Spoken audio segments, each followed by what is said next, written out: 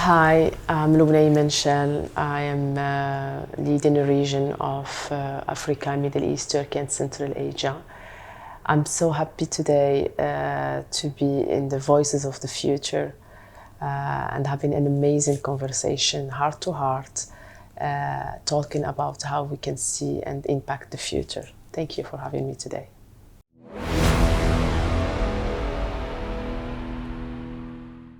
I've just been chatting with Loubna Imenchal, and what a lovely conversation.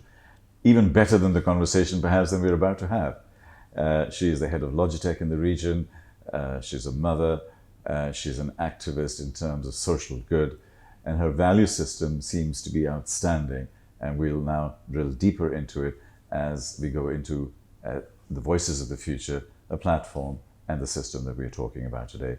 Loubna, welcome. Good to see you. Thank you for having me today. It's a really great opportunity so I can share with you what I think about the future, how it's going to be. And it's lovely to be here. Thank Thanks. you. You know, it's about connection and it's about chemistry. And it's the first time we've actually sat down and chatted. I've seen you from a distance and I'm saying, okay, she's this very impressive lady sitting on a panel. But at the more human level, it's really, really wonderful to connect with you today. Thank you. My sister's name is Loubna, so I have a very good connection there too. So Loubna, can you just share with us a little bit about who you are and your journey, your early journey as a kid, you know, moments of the memories that you have. I want to build a story about who Loubna actually is. Now that you are asking me this question, I'm thinking about who Loubna is, to be honest. I would like how I would like to describe myself. I am a person who doesn't believe that things come easily, and the life taught me that if you want to have something or to build up something, you have to fight for it. So that's actually I don't believe in easy things, so which brings my character to be someone who never give up, very optimistic. I believe there is a reason why we are here in this planet, not only to consume, but definitely to produce something. I can say I like this story that's have a great impact on describing me, how I think about things. It's like the gardener who saw like the butterfly when it wants to come out. It goes to a process, and there is a process when it start fighting internally to become a butterfly, right? And the garden came and he said, hey, it doesn't worth it, I'm gonna cut it, right? So to get the butterfly not suffering. So he did that, and the butterfly came out. But guess what? Never could fly. Never could fly. Because the process teach her of actually on how to fly. So why I like this story is actually that's what brings the positivity in my way of seeing things. And having today two kids, one is 16 years old boy and one is 3 years old girl. And that describe also that I've been married 2 times, divorced 2 times. So basically it's again the character of how to build a family within the challenges and how to defend actually being a mother for 2 different generations, and how to see things differently and keep going in a very positive way, and never settle for the first things. You're sort of sharing a little bit of where you are today. I wanted to go back and understand what made you. I know you said you're strong and resilient and you will fight your way through. The story of metamorphosis of a butterfly is beautiful. I use it all the time. Let me ask a question differently then. Was there any specific person who influenced you when you were young? Your mother, your father, an experience or something like that? Could be your teacher. Because a lot of who we become comes very much from our youth, and this is how we shape ourselves. True. Our value system builds from there. So the stories we want to talk about are your story. This is your metamorphosis and how you came through. Through my mom. My mom is actually got married when she was 15 years old with the love of her life, and she had to leave her family. They had they had to go together without any family's approval and start from scratch. And she was a teenager, and she was like 18 years old when she got me. So she was the inspiration of when you want something, go for it, and you have to fight for it, and nothing has come easy. And enjoy the journey of those difficulties to get to your goal. And I think it started from there. I think when I saw the love of between my father and my mom, and how they are like the only one against the world, it's makes me grow within the family of values that we need to fight for each other, believe in ourselves, and keep believing that the future is more optimistic than the present, and always visualizing the picture of the future. Right. The visualization is very strong. It makes you always hold in to that visual and keep processing day on day. I think that has a great impact on me, to be honest. Fast forwarded to your business career and your business Yes. life for a while. You are now at Logitech. You obviously have a science, technology, engineering background. You're obviously very smart because you have to be running all of these countries. Just give us a little bit about your journey in terms of your career and how did you develop there?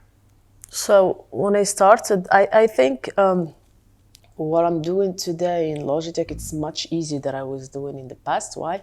Because when I joined, like for example, Honeywell is very male-dominated company, very closed technology, has nothing to do with Logitech, which is very, I would say, easy products that is answering to day-to-day technology needed.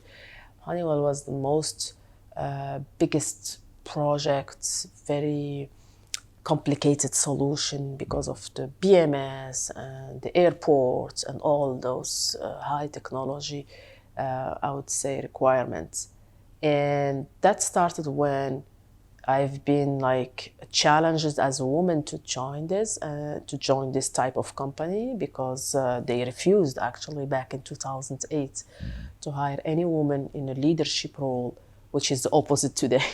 And that's because, again, with the fact that never give up, always keeping and asking for more, and being trying to give the example for the future generation. I think I have been lucky in the position because of the mindset that I've been acquiring because of family. When I grow up and something, I was always looking for on how to leave the impact of the coming generation, on how to see that we are fighting to make things easy for you in the coming years. We forgot on how things are done, because now we're talking women in technology leadership is easy, right? But back to 2007-8, it was not. That is true. I mean, you represent a young generation of women coming through as women leaders, and you become the beacon, you become the role model. And a lot of young women are missing that role model. Are you actively playing a role to be a role model? I would love to play it more. I've done it in the past without wanting to do it. It was like something that I want to prove to myself I can do it. And I've succeeded and I'm so proud to say that after that, Honeywell just opened the door, because for them, they were taking a risk by hiring women in the position of leadership which in me, I had to manage men more than 35 years within the same company, same culture. Yeah. They had to report to Moroccan women, Arab, and they are European and younger women. That was too much challenges back that time. When I was business focus oriented, when they were engineering focus oriented, and it's completely different. So they bet on by hiring me, and once they saw the success and the promotion 3 times within the same company, they start opening because I was able to bring a different mindset Yeah. to the table. It's quite interesting you say that. I use the philosophy of we all have an immune system, and our immune system responds that anything coming from outside, we block it, any kind of virus, so our antibodies go to fight it. Corporations have exactly the same immune Correct. system. So female, Moroccan, young, different education, different background, and so on. All of the external elements for the immune system to clicked in. How did you overcome it? Well, because this is so important, because my job at boards and companies is really to move that needle, is how to change that mindset. How did you do it? Well, let me share with you how was the interview. That was the funny part, Yeah. because the interview, I was like, they refused to receive me in the beginning.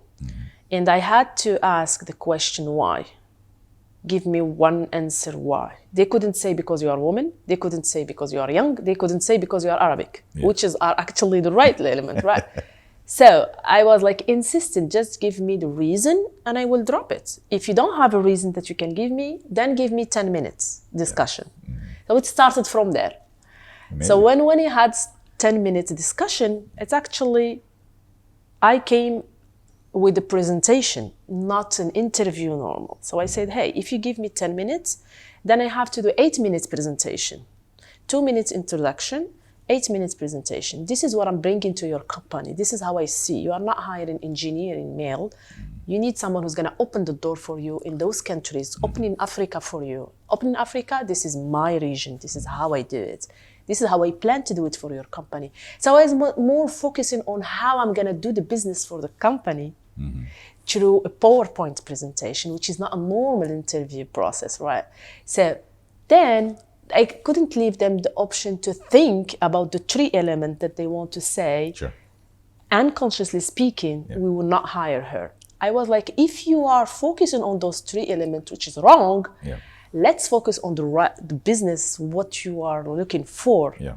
So that's changed the role. Then from 10 minutes, it's become 1.5 hours discussion, and it ends with a business dinner discussion. So it's actually, I do believe instead of going with the victims, I would say, approach, I would advise to go with, I know what you are thinking, but I'm not gonna discuss about it. You don't wanna discuss about it, it's gonna be a war face to face. I don't wanna discuss. Let me prove you that you are wrong, but in the right way. So I think that was the key element, because when I had the discussion later on with my boss, he said, yeah, we were wrong, that's the truth. But he never said the reality, which is women, young, Arabic, and so on. He felt very embarrassing to say that. Yeah. Right. That's an amazing story, and I've had similar stories. My ethnic background, my color, I was in the UK. I speak English better than most English people that I know. And at my early stages of development, I was doing exceptionally well at work, but they kept on giving me functional roles, not the leadership, MD, CEO roles. And I remember my MD at the time, he sort of said, actually, the region is not ready for a non-British CEO. I said, excuse me? I'm excelling, I'm leading, I'm outmaneuvering every single person. He said, no, but we want you to do all of that and because you're the best. But it's not ready. The world is not ready for you.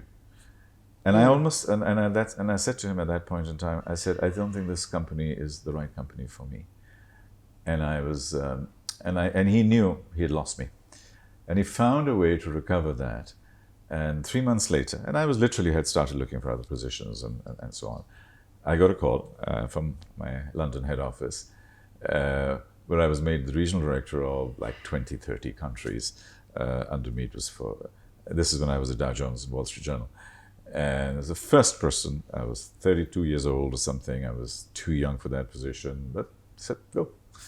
And the reason I'm sharing that is that they were exactly the same thing. They were embarrassed. They didn't know how to explain that to me, that wrong country, wrong color, wrong background.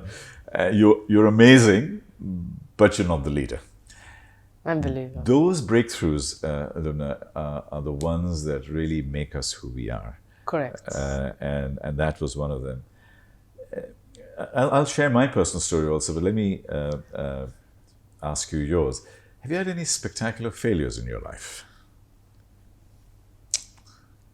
The fact that you're thinking that hard, you're too successful. Then No, that's absolutely usually- not.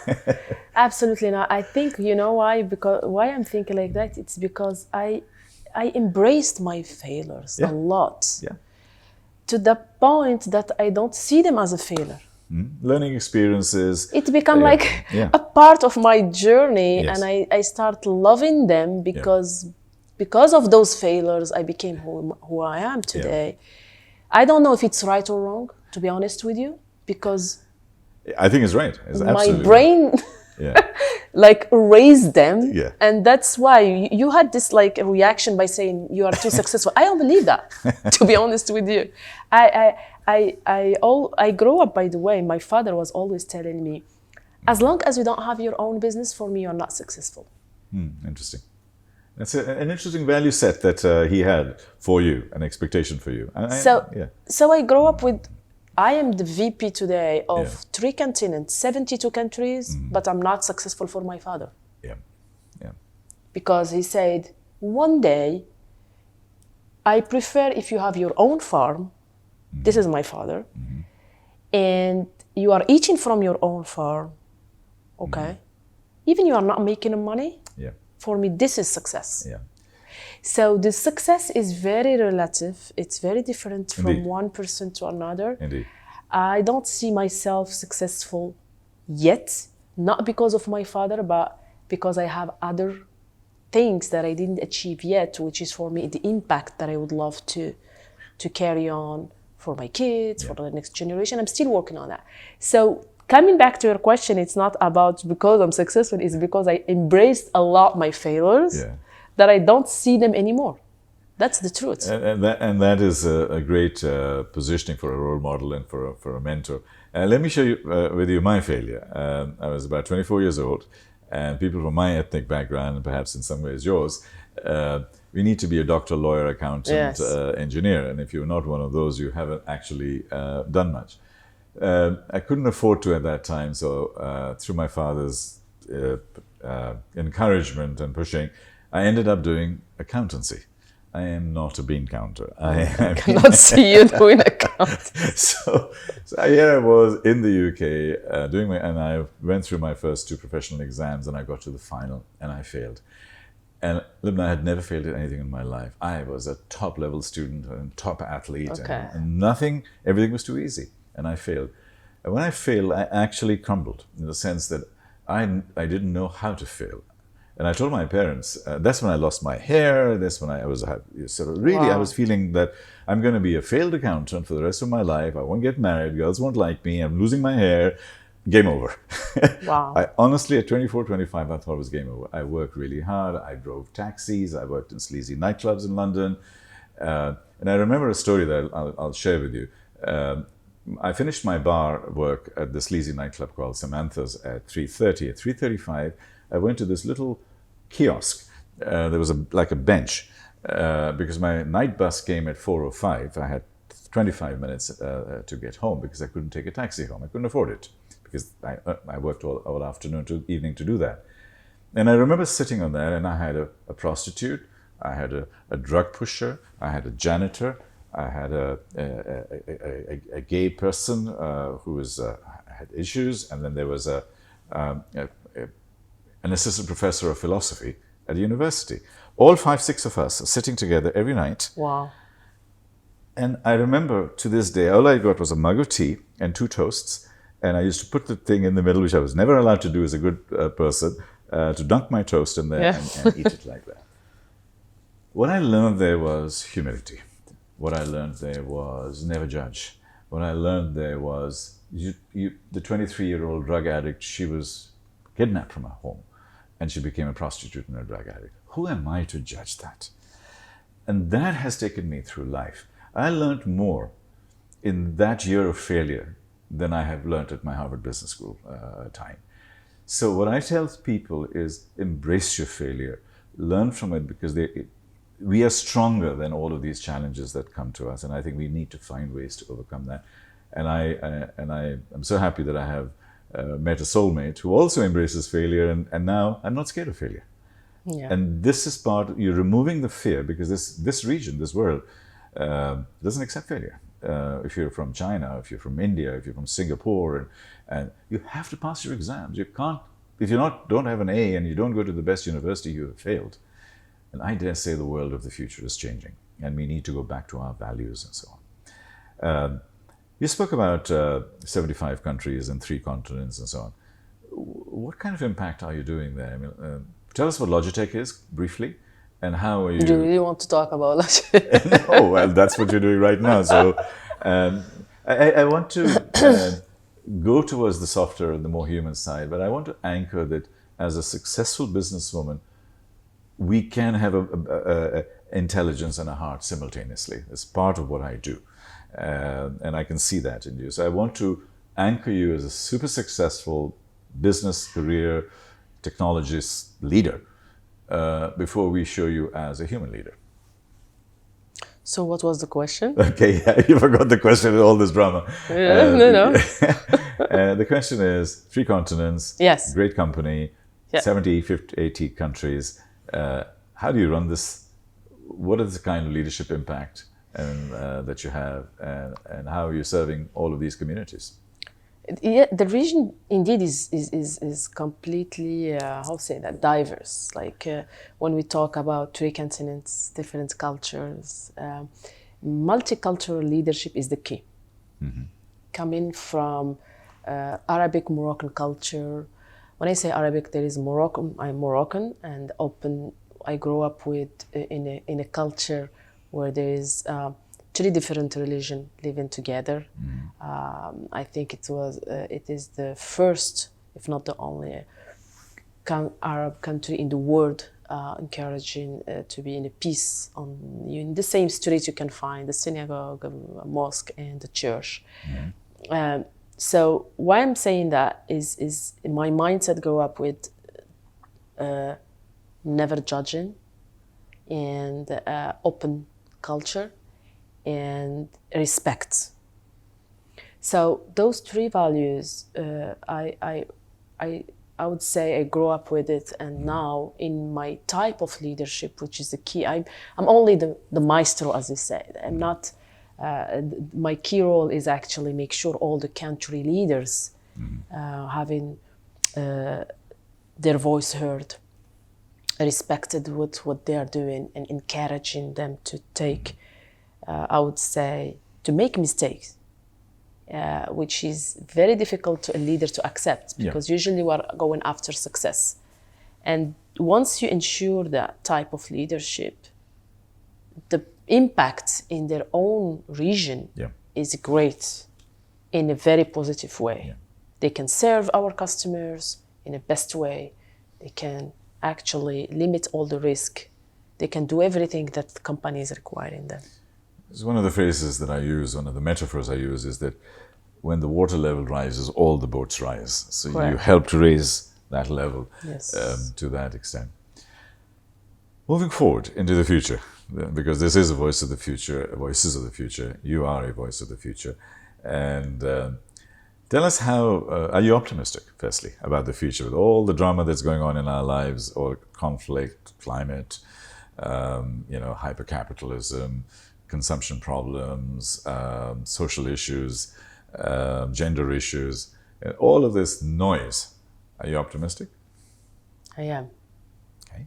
I do believe in, it's just if we want it. It's all about if really we want a peace in this world, we can make it. Mm-hmm. If we don't want it, it's not going to happen. We want it, but the question is, are we ready for it? Do we give enough sacrifice? Do we have enough, And again, if you want something, all those questions, you will have a response to it, right? Sure. That's how I believe in. If I really want something, I will be ready for it. Mm-hmm. I will push all the actions to be there because I want it. Mm-hmm. right? So yes, to answer to your question, I'm a very optimistic person, and I I am realistic ones, and I'm realistic in terms of when I put the action, there is a plan behind, so I can achieve my goal. Yeah, So, but the goal is optimistic. indeed.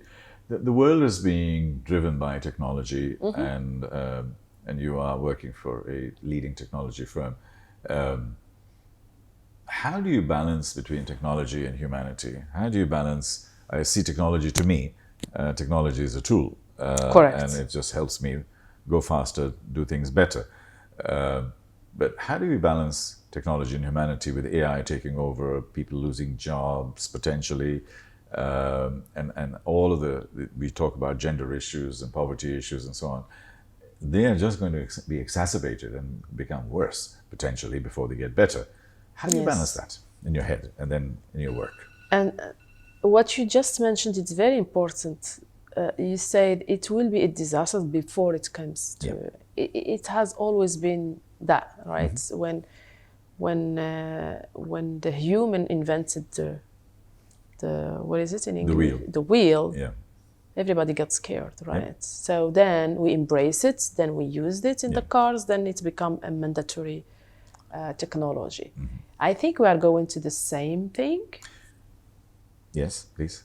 Go ahead. No, I was saying we're going to the same thing, but never in the history of humanity has it been at that speed. So we Correct. don't have the time to be able to absorb that and learn it and learn how the wheel works or learn how electricity works or learn how the steam engine works. We had time. Well, that 25-year period to do something has been crunched into two. Correct. That's the challenge that I see. Yeah.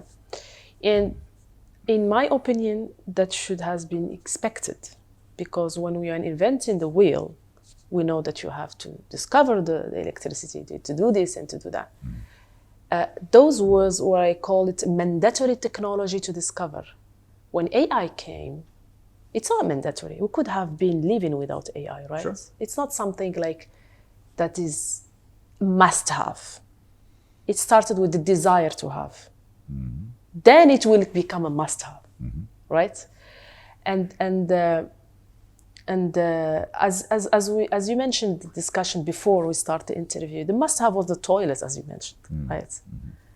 But the desire to have become the wheel, then and so on. It's like we're not dying without AI, right? We're not going to die without But AI. this is progress. This is humanity. And This is who we humanity are. progress, Yeah. right? But it always starts with the desire, Yes. right? Then it becomes a must. Yeah. Now the question is, the challenge is in how to keep our value as human, correct? By using the technology. Let's face it, technology is always gonna be a threat in the beginning. Like AI now, everyone, it's up to the perception. It's either we see it as a threat or we see it as something that's gonna help us in our daily basics role, right? But the most important for me is how we can keep the value of our kids to be there without having the wrong impact of the technology on our daily basis. I would say how to live our life. Like how I can see my kid, who is now 3 years, trying to get disconnected from technology and go outside and play. Because it's important for her health, right? So this connection from technology, which is very important to embrace the nature human, that's where is the challenge for me, right? Understood. For me, AI is extremely dangerous. AI is a little bit like nuclear fission, and when nuclear weapons came out, immediately we had non-proliferation treaties, and we had IEA, and we had this and that. They were controls, they were mechanisms, they were guardrails. AI has zero guardrails at the moment. The rate at which AI is developing, and generative AI, and why it's more dangerous than nuclear fission is nuclear fission does not create and produce by itself. Yeah. While generative AI can actually keep replicating and keep growing and so on. It's still far away, and we can still control it just about. but the speed at which AGI, artificial general intelligence and intelligence within a component is coming in is way faster than even the best experts in the world that I'm talking to as part of this Voices of the Future are saying. It's way faster. We thought it was going to take 10, 15 years. No. It's going to be way before that. So now, we're not ready for it, number one. Emotionally, we're not ready for it. Organizationally, we're not ready for it. And the only place where we see it is in Hollywood. You watch Mission Impossible, you have an AI going rogue. Then you see Gal Gadot with Heart of Stone, again, the machine going rogue. So we're getting this again and again that AI is going rogue. Now, Hollywood controls our brain, media controls our thinking. It's true. So what we are now seeing is that AI has the ability, potential ability, to really impact us negatively.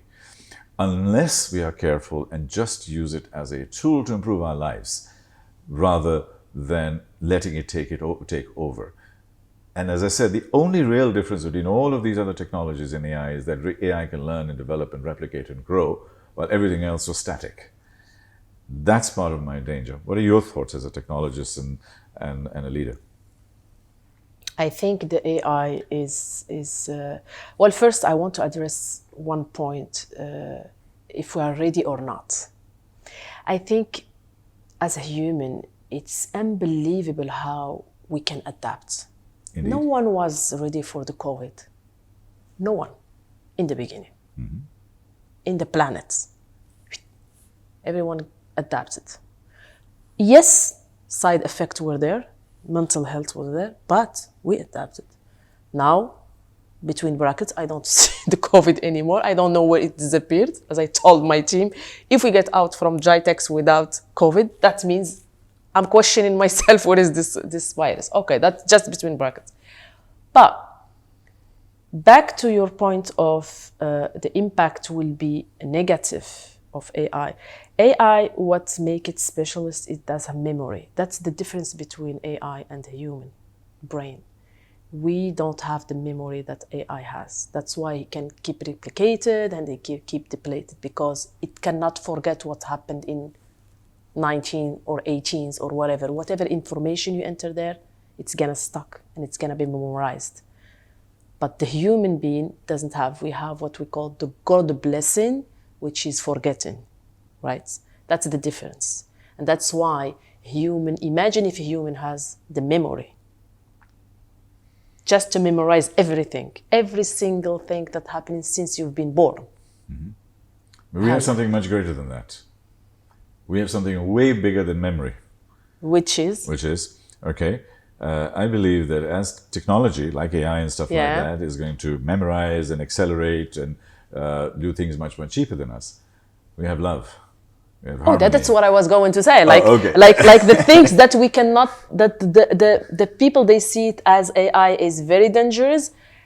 I see that we should actually see it as a tool. Yes. Use it as a tool. Correct. It's like medication. Mm-hmm. If you exaggerate and you take it on extreme level, it's gonna have another side effect. But medication, it serves you to actually solve a problem, right? So for me, but people that they see it's very dangerous, it's still a machine that you created as a human. No one created AI. It's us who created it. But it's getting stronger, faster than we are being able to control. I think we knew that. Elon Musk doesn't stop talking about this. I know. And what is Elon Musk doing like everybody else? Hypercapitals are making $1 trillion and whatever. So our incentives are wrong. Our incentives, we can use AI for climate change. We can use AI for health. We can use AI to eliminate cancer. We can use AI to do all of these things. What are we doing? We're making drones to kill.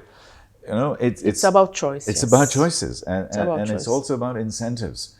Our incentive system is wrong, and that's why I feel that AI really needs one of the. We go back to the capitalism. I do. I think as I'm getting older, I'm becoming more socially conscious, and I think I'm growing a stronger backbone and a bigger heart. Hopefully, that's my future. And to be authentic and to be real with these things. To me, an AI is like a horse. It's bigger than you, stronger than you, faster than you. But you ride it. I think that is the challenge of our times, to learn how to ride this horse. I don't think we know it yet. And the No. horse is running faster than us and is wilder than us at this point in time. So and I think that'll help us to go towards the future. My feeling is that technology is going to be there. But if we need to focus on our multiple intelligences of creativity, imagination, curiosity, heart, soul, spirit, compassion, love, all of these things, Yeah. and build that on top of the AI and make that our role in the world. And technology is just there to serve us. It's like electricity. Correct. AI to me is like electricity. We don't think about electricity. It's No. just there. Correct. AI will always be there. Correct. But we need to live our lives beyond it. I think I think because we created an AI, there is no go back. There is on how to use it. That's where the focus should be. And for me, the first thing that we should do is education. Education, education, education. I keep being advocate for that because this is the key. We're still seeing education of 25 years back. It's still here. 25 years? 200 more. years. Yeah, I was going to say 100 years. I'm talking about Yeah. very good things. Let's say in very optimistic way. But it's true. We are teaching something that it doesn't serve to anything, but for me, the most thing that we need to teach our kids is how to love, how to be kind. The values that we are losing. Indeed, 100%. Art, philosophy. 100%. The things that a robot or AI we never feel. It doesn't feel AI. Absolutely. It doesn't care, right? It just following rules that we as a human giving them as an information to AI and asking AI to transfer it and give us the duplication for the future. And that's it. If we look at the AI as a machine, as it is, limiting its role to what it should serve humanity, then everything will be peaceful, right? And keep teaching our kids, our coming generation, on how to love, on how to live as a human together, because what is dangerous about AI is creating individuals instead of groups. Yeah. You've come up with 3 strands that I have picked up. You've picked up learning and education, which is close to your heart. Gender equality and stuff, and I know you're doing a lot of work on that. That's close to your heart. And family and connection. And so as we come to the end, as you look into the future, let's say you were leaving a message in a bottle for your kids to sort of see in 5 to 10 years' time, and they find it in the sea. What will that message read? What will be the message from Loubna today in, say, 2033? Looking back. Be kind. Okay. I think kindness is key. I think the value of how to be kind to each other can create how to care about each other, can create back what we are losing, which is actually being in a society instead of being in individual, selfish, that it's not serving any human being. I think being kind is the basic of how to drive everything around. Being kind with in your work, with people, with all the individual, with animals, with the nature. Being kind is for everything. It's not only for human being. Kindness is actually one of my core values. Yes. And one of the things when I'm coaching people, I said, do one act of kindness a day and see how your life changes.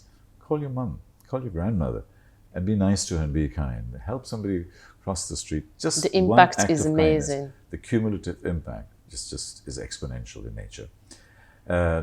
Any advice finally to parents, to mothers? You're a mother. As we look into the future, should we be worried? Should we be happy? Just small advice. Well, I do believe teach the values instead of being competitive. Okay. It's a key.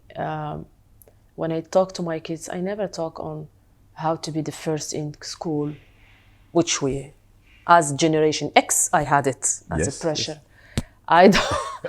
I don't advise my kids on how to be the first. I advise them more about how to be happy, how to be kind again with yourself and make mistakes, learn from them, Yeah. keep on going. Be kind with yourself. It's very important. Yeah. Enough judgment from society. So don't keep judging yourself Sure. again in a bad way. There Sure. is a lot of external judge. Yeah. And also the most important, my son is Muslim, my daughter is Christian. Different fathers, different cultures, but respect and peace and being kind to each other is the key in my family that I'm trying to give to my kids. So I wish if all the parents can do that, teach their kids to be, again, kind and create respect around the world. And the peace. This is how we can have peace. There's nothing to follow after that. I think your beautiful sentiments, beautiful emotions, and a lovely way to reach the end of this interview. Thank you very, very much. It's been an absolute pleasure. You didn't have one written question, and I didn't have either. This is a heart-to-heart conversation, Correct. so thank you very much for this. And we have just been talking to Loubna Imenchal, and what a wonderful, emotional, connected, genuine, authentic conversation. And I'm deeply grateful to Loubna to join us today on Voices of the Future, and we will be featuring this as we go forward.